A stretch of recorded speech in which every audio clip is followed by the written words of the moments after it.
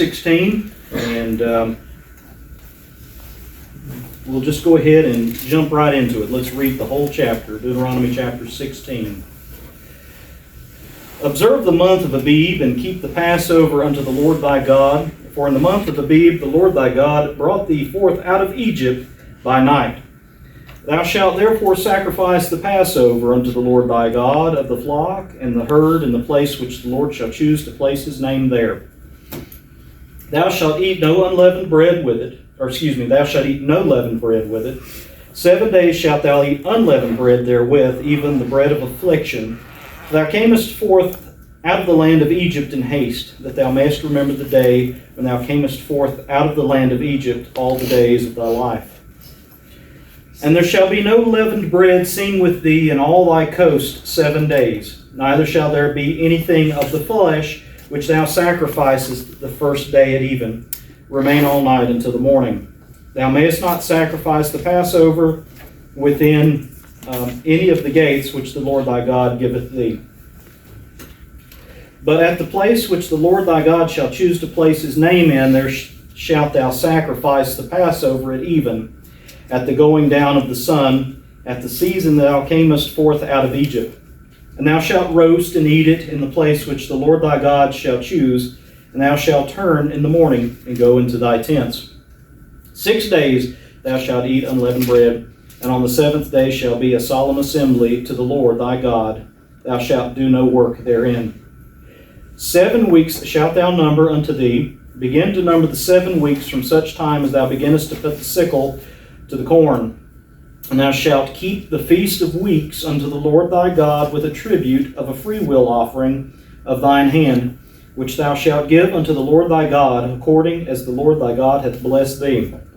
And thou shalt rejoice before the Lord thy God, thou and thy son, and thy daughter, and thy manservant, and thy maidservant, and the Levite that is within thy gates, and the stranger, and the fatherless, and the widow that are among you, in the place which the Lord thy God hath chosen to place his name there.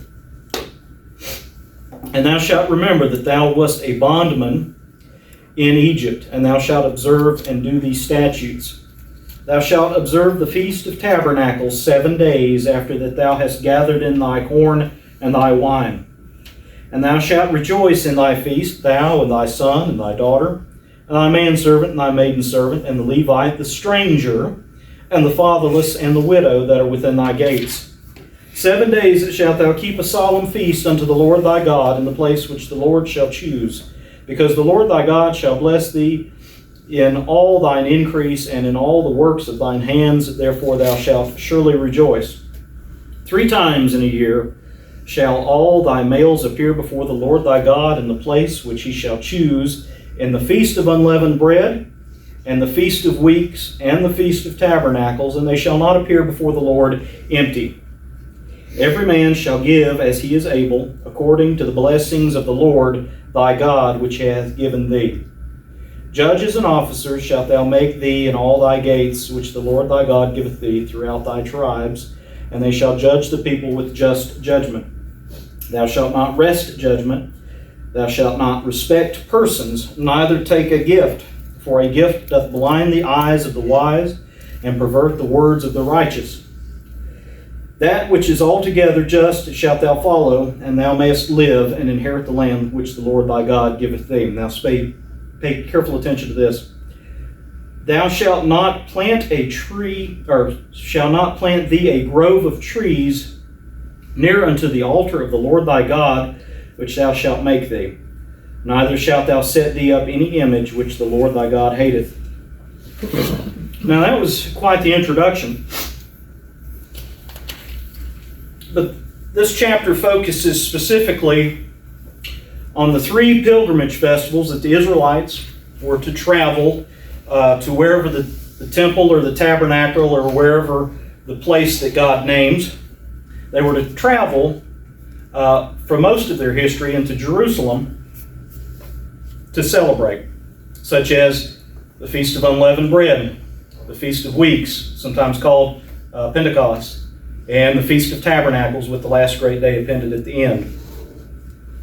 These 3 pilgrimage feasts were feasts that these Israelites had to celebrate by traveling to a specified place, namely for most of its history to Jerusalem. Now, it gives us also, as a tie-in, this also gives us an important clue to the time of Christ's birth. Now, just think about this.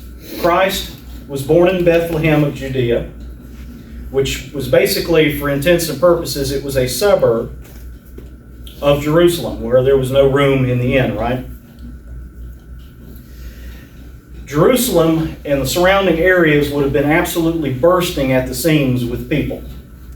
Absolutely bursting at the seams with people if all the different Jews and Israelites in the surrounding areas had to travel to the temple at certain times of the year. And so with all these pilgrims staying in that region so that they could travel to the temple to celebrate these pilgrimage feasts in the correct way, it would have been a very hard time to find somewhere to stay if you were maybe a little late or even on time for some of these feasts. You know, some of you that remember the old worldwide Church of God feasts in these different places, you swamped these towns that you guys went to, right? Absolutely swamped them. And all the businesses in the area would cater specifically to feast attendees, advertising, basically clean foods and welcome feast attendees and things like that. This is at least what I've heard from some of you that have been there. So just imagine Jerusalem, one city, not many scattered across, but one that all these different people were flocking into. And you can imagine the kind of chaos that would have been there. So that kind of gives us an idea that Christ was probably born at the Feast of Tabernacles. And I know there's different theories about that, but I have given a sermon about that before, so I don't want to go too far into that today. But for us today, what I really want to focus on is verse 21. Verse 21 is the reason that I had us read that, because it presents a contrast between the feasts of God, the pilgrimage feasts specifically, and at the very end, some of the worship, some of the practices that people who don't believe in God, or people who say they believe in God, indulge in, such as this grove of trees that's mentioned in verse 21. Now, what is this grove of trees? Well, this refers specifically to something called an Asherah pole or an Asherah tree. Or an Asherah, it could have been a grove, which is a group of trees, but it was Asherah trees. Now, what was Asherah and what's the significance of this tree? Well, Asherah was a female fertility deity which was often closely associated with prostitution. Now, in the history of pagan cultures, and even to this very day, in places such as India, where the pagan religion is still very strong, there is a form of donation that is collected through prostitution.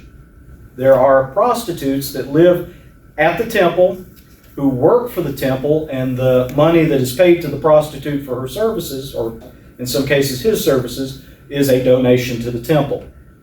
It's a form of temple prostitution. That was what was being practiced here with these Asherah trees and these Asherah poles. Now, Asherah herself was sometimes referred to as the Queen of Heaven. Queen of Heaven, very blasphemous, because they believed that Asherah was married to, and it's not true, was married to Jehovah God.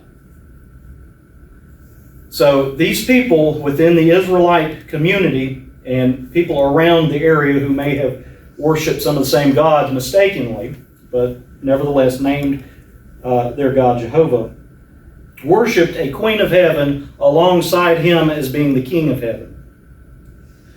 Much as we have today with people who claim to worship the God of Abraham, Isaac, and Jacob, the God of the Bible, but they mix in pagan traditions and pagan ceremonies into the worship. It's easy for us to look back into the Old Testament, it's easy for us to look back to the ancient Israelites and see their practices such as Asherah poles, such as burning children to Molech, and some of these other things, Chemosh, some of these other pagan deities, and say, oh, these people were wicked for doing this. But you know, very much this very day, there are a lot of pagan practices intermixed with the worship of the God of the Bible, and people don't even realize it. People don't even realize it. And much was the same back in those days. Back in those days, it was the same way. People didn't realize that they were doing wrong by setting up a grove of trees beside the altar, or setting up some other deities, a shelf of deities in their closet that they may have worshipped for rain or for sun or for fertility or whatever. Ever since the Garden of Eden, ever since Satan's first deception, the greatest deception has been a little bit of a lie mixed with truth. That's the beginning of the whole thing. That's the beginning of the whole affair, is a little bit of lie, a little bit of leaven mixed into the lump. And pretty soon it leavens the entire lump. It may take time, but pretty soon a little bit of leaven, the doctrinal leaven, leavens the entire lump so that it's no longer recognizable. How many church houses have you been to with an altar and with a Christmas tree sitting right beside it? Or on it. Or on it. Yeah, that's true too. Yeah. Thank you. Or wreaths. Or a statue of Mary over in its own sanctum. Or a statue of this, or all kinds of stuff. How many churches across this land right now, today, have Christmas trees standing beside their church altar, or on top of it, or anywhere near it, in the sanctuary of their church house? All nicely decked out with gold and silver and lights and tinsel and ornaments with a nice little star adorning the top. How many people know that they've erected an Asherah pole in the very place where they're supposed to be worshiping the God of Abraham, Isaac, and Jacob? How many? How many care? All of them, none of them. Not very many. How many care? That's the question. Yeah. Well, they make it to seem religious. They will say what the branches represent or what the ornaments represent. I know that in the Lutheran church they had a Christmas tree, and the ornaments had figures, religious figures like the cross and different things like that. So that to them made it okay. Yeah, and they're just falling back into Roman Catholicism when they do that. Yes. It's the same thing Roman Catholicism did. I think the thing that shocks a lot of us when we learn it is some of those people teaching that know the truth. They know that that's the wrong way to worship. They know what those symbols really mean. And even though they know it's from paganism, they say, oh, that's not how we believe it now. Say, I don't worship the tree, is what they'll tell you. Yeah. All right. Thank you for that. So how many of them have erected an Asherah pole in their church sanctuary? But I want to ask you, how many of us, or how many of them, have erected Asherah poles in the temple of our hearts and minds? Because that's the temple. That's the true temple. That's the true altar. That's the true sanctuary. Now, a lot of times churches will say that their place where they worship is the sanctuary with an altar, but in actuality, we are the temple. Within us lies the sanctuary. Within us lies everything. So if we have Asherah poles within our sanctuary, we may be committing a more grave sin than they are in that respect. Because we are the church, but it's each of us individually, but at the same time, each of us collectively form the temple of God. We are the temple of God. Like Tom has told me before, we don't go to church, we bring the church with us. Where two or more are gathered, there I am, is what Christ says. Because we are the church. We could meet here, we could meet in a cardboard box in an alley, but we're still the church. So we have to remember that we have to tear down all the Asherah poles within our own hearts, within our own selves. And then the Asherah pole, the Christmas tree, the ornaments, the tinsel, and all that stuff won't exist outside. Because what's in the heart will manifest itself on what's outside the heart as well, what's on the outside as well. So I want to talk to you a little bit today about the origins of Christmas. Now, my point is not to go through Christmas and take it apart bit by bit. I think many of you have heard those sermons quite a bit before. What I want to talk about is the origin of Christmas, where Christmas comes from, the cult that Christmas originates out of, because this cult is a lot more widespread in our culture than a lot of people realize. This cult that aims to subvert Christianity, aims to subvert God's truth, that aims to subvert the believer by taking the symbols of Christ, by taking the image of Christ, by taking the image of the Bible, by taking the image of God the Father, and slapping it onto something that is totally alien. So people think they're worshiping Christ Jesus when they're actually worshiping something else entirely. The form, the outward form, and the inward essence cannot be separated. So eventually, you're worshiping the form of Christ, but the essence is something else. You're actually worshiping something else. The essence is what makes the thing, what it is. Today, we're going to talk about the solar cult. The solar cult from which Christmas sprang, and just how pernicious it is within our culture. Because this solar cult, this solar religion, has been around since the time of the garden. You can find the very origins of it at the time of the garden.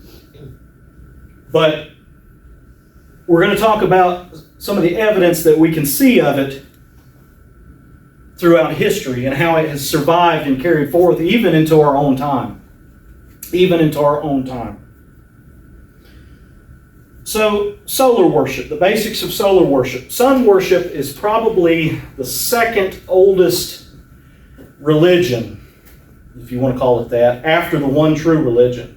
It probably sprang up like that right after the one true religion, the one true church of God, the one true belief in God and in Jesus Christ. It is probably the oldest non-true religion in the world. It's probably the very oldest one. And its influence is spread throughout the entire world. You can find evidence of it spanning every conceivable culture on this globe of ours. For ancient people, that large fiery ball in the sky, the sun, meant a lot more to them in terms of life and death than it does to us today. Okay?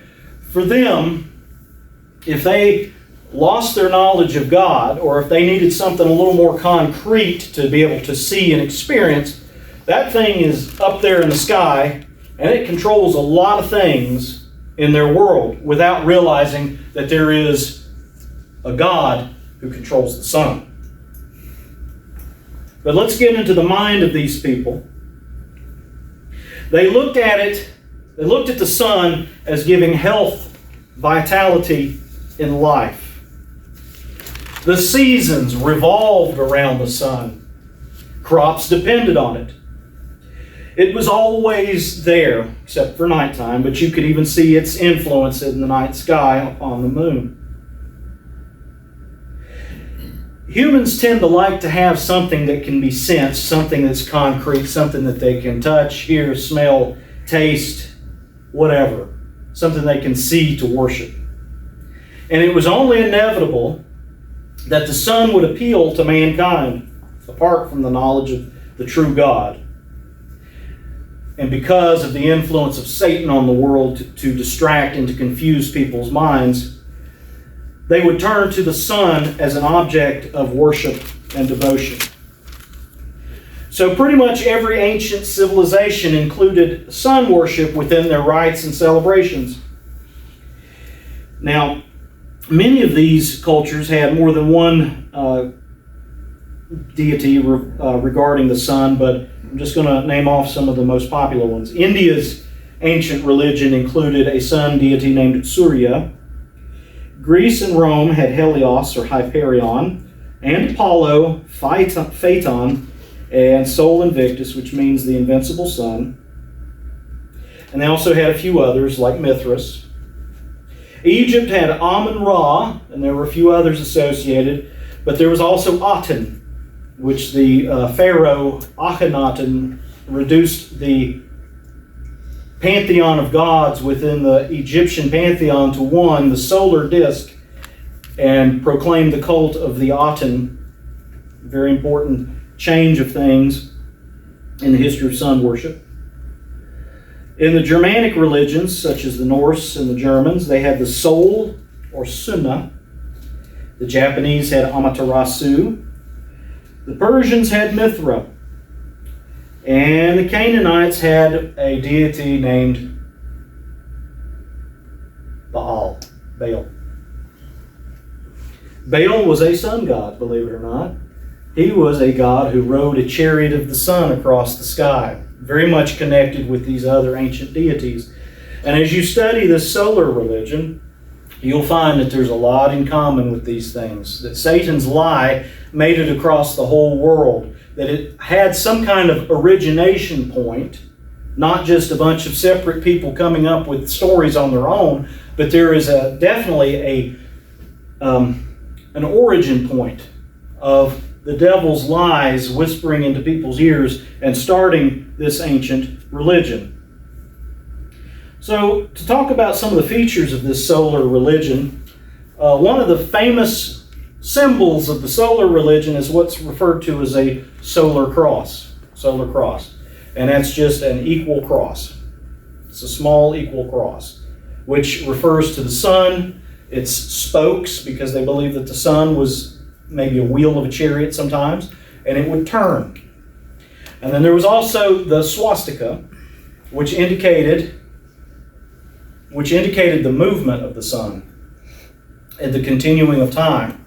Now, when Hitler took the swastika, because the swastika was widespread across the ancient world in its sun worship, you can find it in China, you can find it in Japan, find it in Vietnam, you can find it in South America, Central America, you can find it among the Native Americans, you can find it among Africans, you can find it among the Middle East and Europe. That sun wheel, that sun cross, and it has very much the same meaning.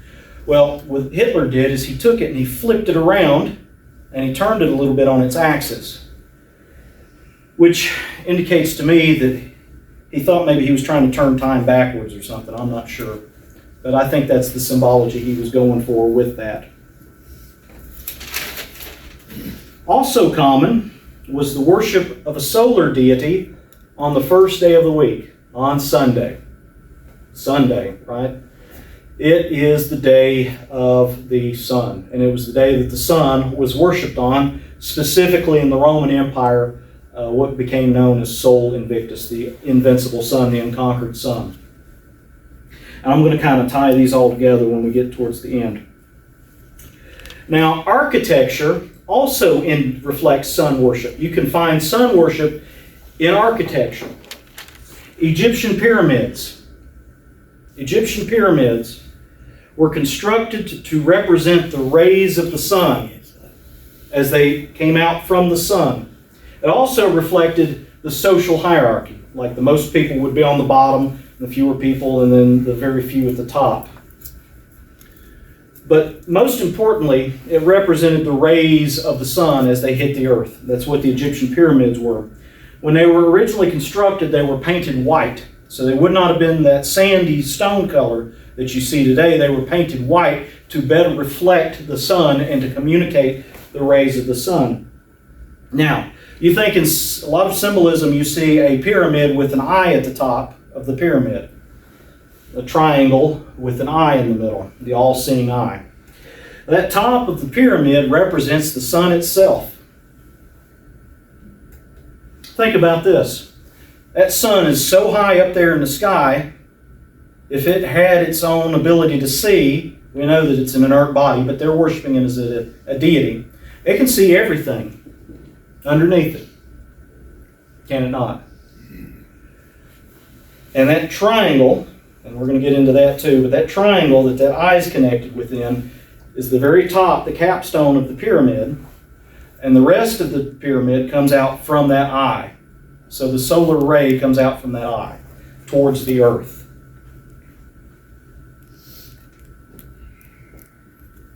Now, ancient solar temples were constructed in such a way as that as the sun rose in the east, the rays would enter the building through either a hole or a window, would enter the building through a hole in a window and symbolically impregnate it with its rays. Does anybody know what direction that a lot of churches are built towards? The back of the church is built towards with the stained glass. East. East.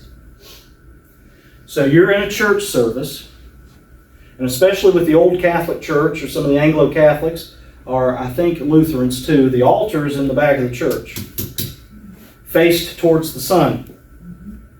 And you have stained glass in the very back, or you have a big circle. You have some kind of peephole through which the sun can come through from the east. And so the priest is doing a service, making a sacrifice on behalf of the people that are behind him to a deity in the east, where the light's coming through. And think about the wafer that he holds up. It's a piece of circular cracker. And sometimes the art in the church has a infant Jesus and a Holy Mother or some other saints with what behind them? Halo. Solar nimbus. Yeah, it's light like a sun.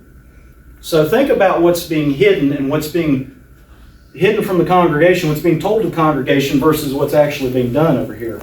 Now in the modern Catholic Church, the altar has been flipped from ad orientem to the east to versus populum, which means to the people. So most of the stuff is done in front of the people. What does that tell you who the God is there that they're worshiping? It's humanism. They flipped it from worship of the sun. They've kept some of that, but now the altar is faced towards the people. And so what is it symbolically representing? It's symbolically representing that humanism. It's saying that the people are gods instead of the sun being God. Aren't the stained glass circles like that also, they're called the all-seeing eye? All-seeing eye. That's glass eye or round thing in the top of it's called an all-seeing. It's a sun symbol. It's all solarism. And so as the rays of the sun come up in the east, the sun comes through the glass and symbolically impregnates the building. So that leads me to another point. Sun worship was a fertility cult. Sun worship's a fertility cult. Now, I don't mean to be vulgar, but I do have to talk about some adult content here to get across what this is. The sun was considered male. Okay, the sun was considered male and was also often tied into phallic imagery, okay, such as obelisks, which are the freestanding stone pillars, or other phallic imagery such as that I'll get into a little bit later. And the feminine counterpart to the male sun is the earth. The earth is considered female. So what you have is an upright triangle or an upright star The very top of that star, or that triangle, points up to the sun. Okay? And then a down pointing triangle points to the earth, points to female. So when you put an upward facing triangle together with a downward facing triangle, you're symbolizing coitus. You're symbolizing the sex act. And when those two forces were brought together, that's what created life. Crops, livestock, more people, all that type of thing. It's all tied into fertility and all those different things. So how does that continue to this day? How is that continued to this day? It's continued to this day hidden. It's continued to this day under a screen, kept away from the masses, but revealed to the inner initiates. Such a group that has hidden solar worship is Freemasonry. Freemasonry is a solar cult. Okay? Square and compass. How many of you are familiar with that symbol? What is it? It's two triangles. It's an upturned triangle and a downturned triangle turned into a six-pointed star. What's in the middle? What letter's in the middle of the square and compass in Freemasonry? G. It's a G. What does that stand for? What do they tell you it stands for? God. They tell you that you're the square and level plumb your life by God, but that's not what that really means. That's what's told to people because this is a secret society and it's an initiatory society. The real information is given to you as you climb the ranks or as you understand it. Okay? But to people on the outside and people lower, they'll say, oh, that's God, and that means you're supposed to square your life by God and all that stuff. But no, the G it stands for the generative principle. It stands for fertility. Upward facing triangle, the male, female, and then the generative principle. It means that when male and female comes together, it creates life. It's a solar cult. It's a solar religion. Now, think about this. What does it mean on their altar, in a Freemason's altar, when they have a Bible on the altar and they place a square and compass on top of that Bible? It means that they understand the Bible through the lens of Freemasonry. They understand the Bible through the lens of the solar cult. When they read the Bible, they believe that everything in the Bible, for example, Jesus Christ, our Lord and Savior Jesus Christ, they believe blasphemously that He is the Son. And they'll say that there were 12 disciples for the 12 months. They'll say that there was four Gospels because of the 4 seasons, and they understand it all through that view and that understanding, okay? So there's more to it than that, but that's the way they understand it. They believe that our faith is just an allegory for solar worship. Now, they would tell themselves that, but we know better. We know better. We know when you step back and read the Bible for what it actually says, it has nothing to do with solar worship. Matter of fact, our calendar is based on a lunar calendar. But I get ahead of myself. Okay?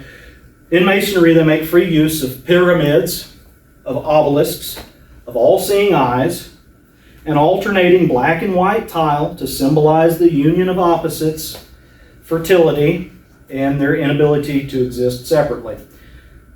Black and white, male and female, darkness, light.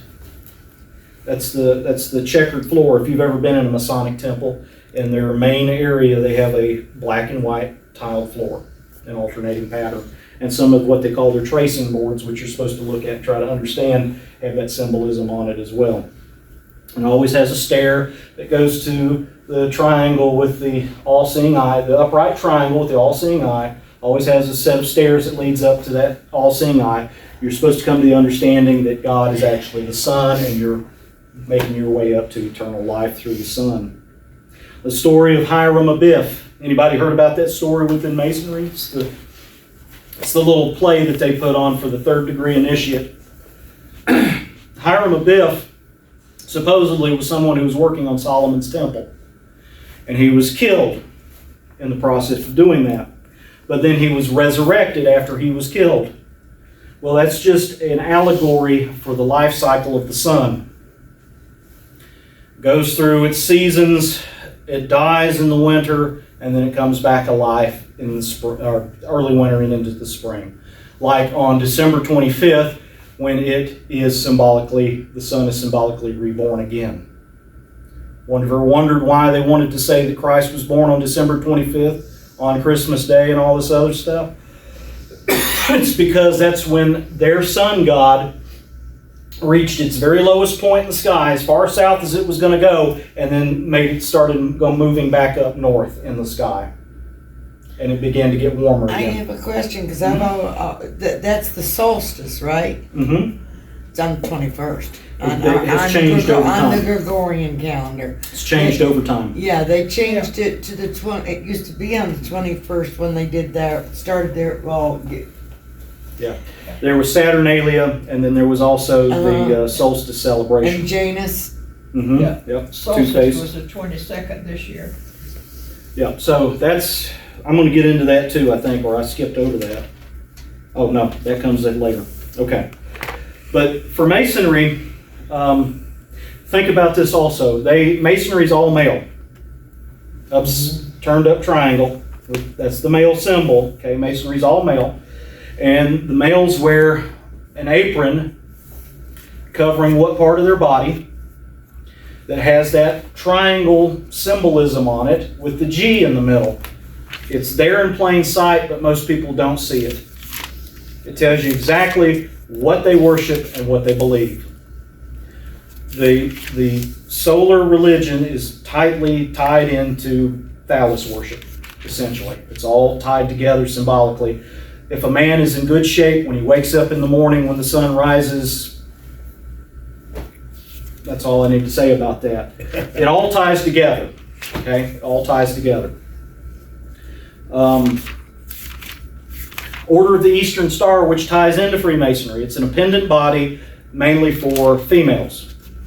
What's the symbol of the Order of the Eastern Star? That's The other way around. It's an upside down triangle. It's an upside down star. It's pointing to the earth. It's pointing to the feminine principle. See the symbolism? It starts to make sense when you start looking at this. So what other groups use an upside down star? Satanism. What does Satanism believe? They believe in no God. They believe in no God, and they believe in only looking at the earth. This is their heaven and this is their hell. This is their kingdom. This is their afterlife. This is everything that it's going to be. So they have that belief. Whereas the up-pointed star tends to believe in what's called solar, sometimes called solar masculinity, which means that there is a resurrection or there is some kind of reincarnation, there is some kind of afterlife like that. And that leads me into solar worship. The sun cult is often referred to as the perennial religion.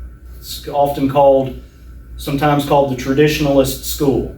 A lot of different writers have written about this, such as Manly P. Hall, who was also a Freemason, and he referred to it in his book, The Secret Teaching of All Ages.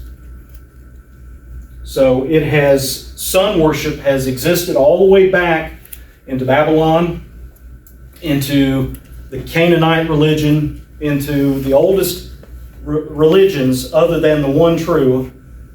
It has existed alongside, often in competition with, as we read in the Bible, all that, destroy those Baal altars, all that wailing for Tammuz, all that stuff, all that solar stuff, has always been in opposition to the one true religion of God, and has found a way to work its way into and create a facsimile of the one true religion with its own rites and its own sacrifices and its own worship installed instead of the worship of the one true God that's revealed through His holy word, His Bible. That's why Roman Catholicism, which is a solar cult, says that its church tradition is superior to the Scripture. Does it not state that specifically? You can read the Catechism. Tradition is superior to Scripture. because they can work that solar stuff and all the other stuff in, and you have to interpret it. You have to interpret the religion by their tradition, like the Masons do when they put that star and compass on the Bible. You interpret the Bible through the lens of the solar cult. Yes, Tom? There is a chair that the Pope sits in. Do you remember what that's called? When he sits in, it's called ex cathedra. I'm not sure what All right. it's. The, Well, the deal is when he sits in that chair, anything that he speaks, Mhm. he is speaking as God. Mhm. But he doesn't do it often. It supersedes anything that is written or spoken on earth, Mhm. as far as God is concerned. Yeah, he doesn't use that privilege often. It's usually on something that they've already agreed on a long time ago. So I'll give him that. But yeah, he does have that ability when he sits ex cathedra Does to make have that pronouncement. authority, yes. Yep. The solar cult of Roman Catholicism. Roman Catholicism is the result of a union of God's true church, and this happened a long time ago, with the solar cult and various other forms of paganism, okay? The adoption of Sunday in opposition to God's true Sabbath is a violation of the fourth commandment, and that should be the very first clue that we see, that it is a solar cult, because God is explicit throughout His Word that the Sabbath is the day on which we rest and in which we have our convocation and which we worship God. We can worship Him every day of the week, but Sabbath is the day that we get together and we have our holy convocation. When they adopted Sunday, they have violated the fourth commandment of God. Not just the fourth commandment of God. You can pretty much say they violated every commandment leading up to that fourth commandment, probably every other one after it. Yes. But they've made something else an idol in the place of God. Catholic and churches and cathedrals are oriented towards the rising sun. The back of the church points east, and as the sun rises, the rays pour in through the stained glass, just like ancient solar temples. Obelisks feature in church design, which is the steeple on the front of a church. It's an obelisk. It's a solar phallus. I hate to be that blunt and that vulgar, but that's what it is. When you go to a church house and it has a steeple on it, that's exactly the symbolism, whether they know it or not. And I think sometimes they do, because a lot of the old church designers and stuff were Masons. Okay, a lot of the Protestant churches even. A lot of the designers were what we would call Freemasons. And Freemasons were heavy in Protestantism for a very long time. I mean, when I grew up and I went to Protestant churches, the leading guys in those churches were usually Freemasons. Easter sunrise service. How obvious do we have to get? Easter sunrise service. It's a solar cult. On the Easter service, I don't know how many of you have been through this, the priest, along with one of his helpers, maybe a deacon, will come through with a rod that he sticks into a bowl of water, and he shakes that water over the congregation. If you think about that, that's really strange. The solar phallus worship, just like the sun coming in through the back of the church. Artwork, we talked about this, features solar rays emanating from Christ usually, showing that they believe, especially in the higher echelons, because I don't see how they don't know this, but they believe that Christ is the Son. S-U-N. I'm sorry? Right. I said S-U-N. Yes, S-U-N, yes. They believe that He is the Son, and they play on that word, I'm sure, too, as well. The teaching that Christ resurrected on Sunday, on the day of the sun, that's the day we worship Him. You know, Christmas, the day when He's born, the day when the sun, according to solar worship, is born. Okay? It's solar cult under the mask of Christianity, of true Christianity. Now, these people that are within these churches, most of them have no clue. Most of them are there because they want to worship Christ and they want to do the right thing. There's some there that are that way. Pretty much all of them have no understanding of Scripture. And that's because God hasn't opened their eyes. I'm not blaming them. I'm just saying that most of them are deceived. Most of them are genuinely want to do the right thing, but they're deceived. And God hasn't opened their eyes to the truth for some reason, not yet. They will eventually see. And they'll be like me, and they'll be like a lot of us, and look back at that and be like, oh my goodness, I was a part of what? Roman Catholicism is nothing more than the survival of the solar cult with a thin veneer of Christianity slapped over it. So let's talk a little bit about Christmas. Let's talk a little bit about Christmas, and then we'll dovetail off of this with everybody's stories and stuff like that and things that we're going to talk about. Christmas flat out is pagan. It's a solar worship holiday. It's it comes from what we have today, comes from a couple of different influences. One of which is the old winter solstice celebration. And they had that throughout much of the world. Much of the world looked to the sun and understood the cycles of the sun and all that stuff. And one of the places that our modern Christmas celebration, a couple of the biggest influences are going to be probably from the Roman Empire and from Northern Europe. Okay, a little bit of maybe the Celtic, but it's mostly from Northern Europe. Now, according to the Roman calendar, December the 25th, back in those days, was the winter solstice. It was also the birthday of Sol Invictus, the birthday of the sun.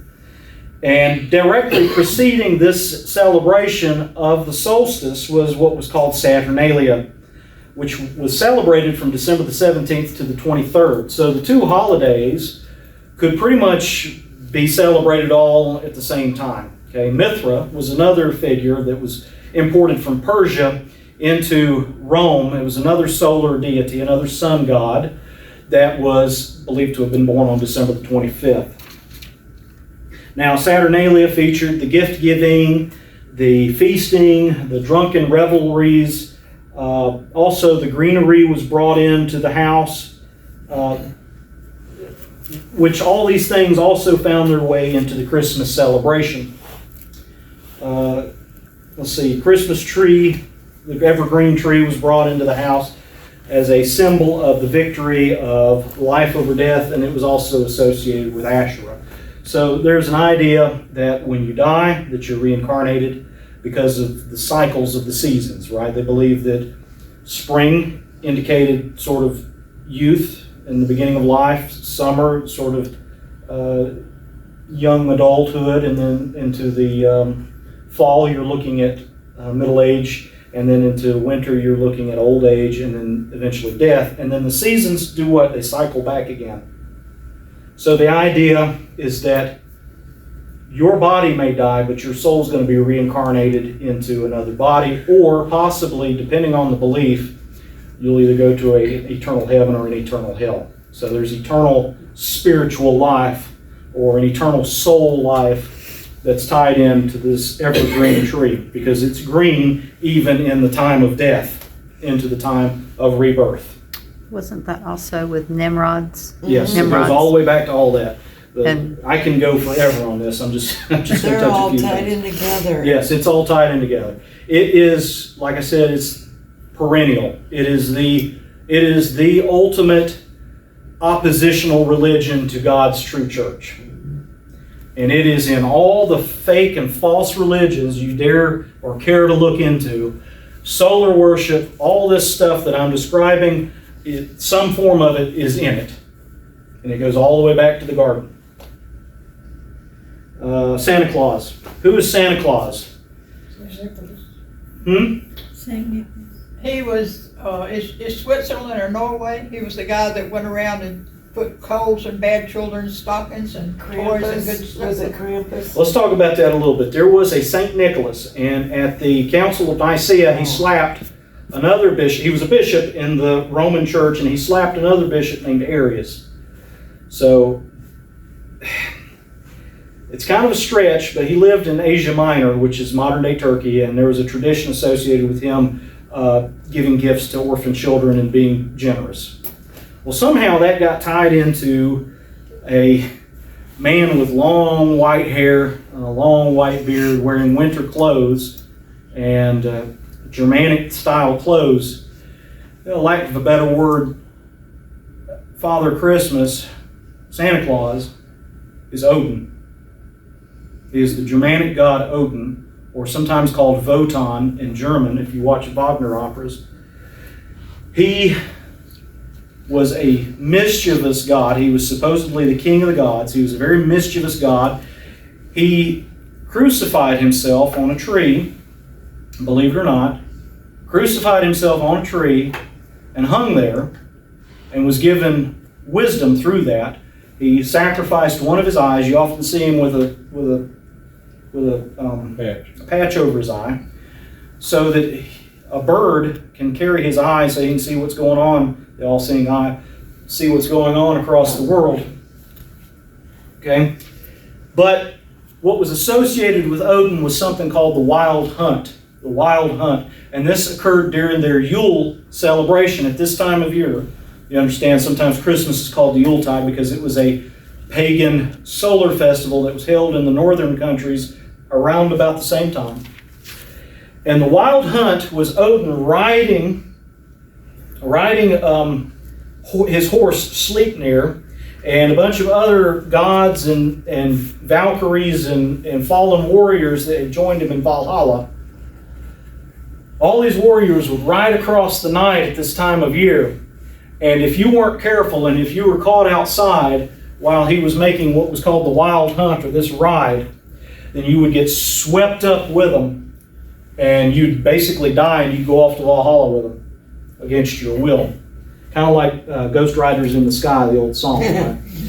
But you can see where a sleigh and reindeer and all that other stuff could kind of come out of that, along with Odin, who's often pictured with the beard and the long white hair and the Nordic style clothes, and being the king of the gods, of the old gods. Now there was another god named Thor, Yes. who was part of that, and Thor rode a goat. Yes, he rode a goat. And if he visited you, he'd bring that goat in, and you could roast it and eat it, but you couldn't break any of the bones. And then in the morning, that goat would reconstitute and it would be just fine. But like Dee Dee was saying earlier, there's a Krampus tradition. It's that goat that Thor rode across the night sky, where Krampus comes from. Or Krampus, the one that would, if you were a bad little kid, you got stuffed into a sock and he would take you off and eat you.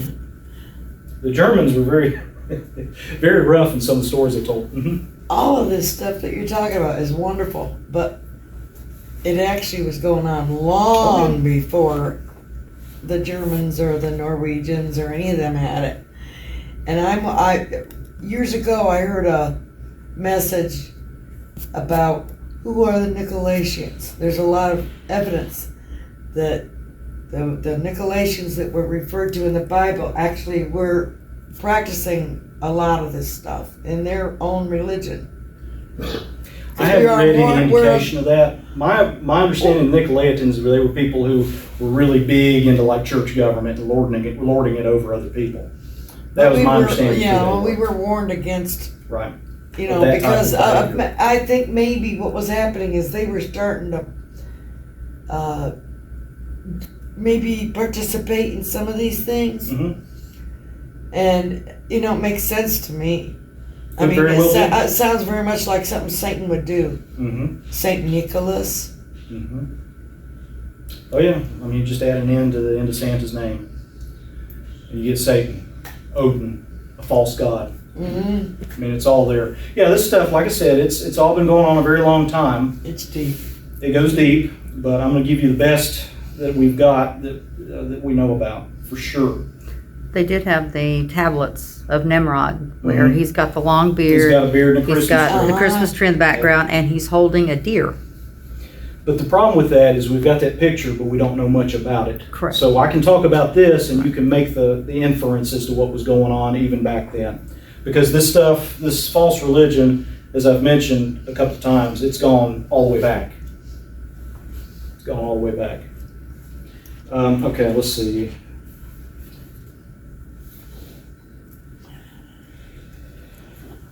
Let me reel it in a little bit.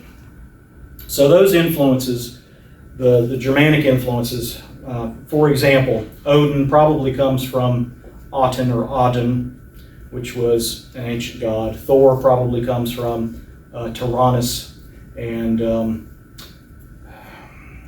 Donner, I'm trying to think of what the pagan god of the Middle East that comes from. But just remember that all these Germanic, pagan, Celtic gods, they all have origins all the way back to the Levant in the Middle East, all the way back into time, into the very ancient of history.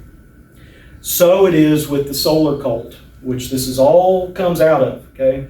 All of this paganism and all this worship of the natural world, all this worship of fertility, all this worship of gods that bring lightning, gods that bring rain, gods that bring good crops, gods that keep the crocodiles in order, the gods, all that stuff stems directly out of solar worship. And solar worship has existed all the way back. It has continued, and into this very day, a lot of secret societies and a lot of religions that you suspect or you think are one thing, they're actually something else. So when the people out there are celebrating Christmas, even though many of their ancestors wouldn't have anything to do with it, as I mentioned earlier, in Boston, the Puritans made it illegal to celebrate Christmas. The Puritans in England, the Puritans in Scotland, the entire nation of Scotland, when it was its own nation, outlawed Christmas celebrations. Christmas, frankly, is a Roman Catholic, at this time, it is a Roman Catholic religion that stretches back into the solar cult, but it is a Roman Catholic tradition. It has found its way into Protestantism, and I hope that it never finds its way into the churches of God, but it has continued, and it is insidious because it presents itself as a thoroughly Christian, wonderful holiday full of cheer and holly jolly Christmas and silver bells and all beautiful. that. Yeah, just wonderful. It's wonderful. But just remember what it ties back into. It's the worst form of paganism imaginable, other than maybe Easter. But think about it. Easter has a lot of that same stuff in it too. We're not worshiping Christ when we celebrate Christmas. We're worshiping the S-U-N when you celebrate Christmas. When you bring in Christmas trees, you're showing that you believe in reincarnation, that you believe in the evergreen, because your soul is eternal. And it's on a progression ever upwards to the sun, to reunion with the sun. When you celebrate Easter, you're celebrating another fertility holiday. And I'm not saying this to be judgmental. That's not my goal in any of these things, is to be judgmental. My goal is to educate. My goal is to have this conversation with you guys. My goal is to say, let's come back to God's true religion, because any of us can start slipping at any point and say, okay, I'm going to compromise a little bit here, and before you know it, you're back into the old ways, your old ways of doing things. So let's stay focused. Let's stay in remembrance of why we don't do these things, why we celebrate God's holy days, feast days, His festivals, why we don't celebrate the festivals of the world, because the majority of them, they're sun worship, they're idolatrous, they're heathen, they're of the devil. Because if it's not from God, it's from the devil.